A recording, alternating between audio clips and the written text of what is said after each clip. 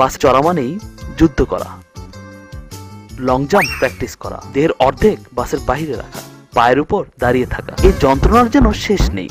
আর এরই মাঝে যখন কোনো যাত্রী দুজনের জায়গা দখল করে একাই বসে থাকে, তখন কারি বা মেজাজ গরম না হয়? তবে দেখুন, সেরকম একটি ঘটনা নিয়ে আমাদের এই কাহিনী। বাসে একদিন সালাম আলাইকুম ভাইজান। ওয়ালাইকুম সালাম। ভাইজানের নাম কি? নাম দিয়ে কাম কি? না মানে জিগে আর কি। মোহাম্মদ আনসার। বাস বাস ভাই, টপ নাম রাখছেন দেখি। আপনি কি ভাই রংবাজ টংবাজ নাকি? না ভাই বেরাদার? না চাচারা মামুরা? না। ভাইজানে কি বিয়ে করছেন? আর মেয়ে পরিবার আবদান কেলা চেতেন কে? পেটে কি কিরমি আছে? থাকলে অসুবিধা কি? না মানে জিগে আর কি। সালা সম্মতি বিধে কেউ রংবাজ টংবাজ থাকবার পারে তো? নাই। ইমানে কোন? কইলাম তুই মানে কচম করে কোন? আরে হালা কইলাম তো কছম। তাহলে আলা সোজা হ্যাঁ তো ছড়াই বলছিস কে? বাসটা মনে জন তোর বাপের সিধা বন হইলে ঠেঙ্গের নলা ভেঙ্গা বাচ্চা তন হালাই দিমু। হালাই মাছে খারবার পারে না, হালাই চাগায় বলছে সোজা।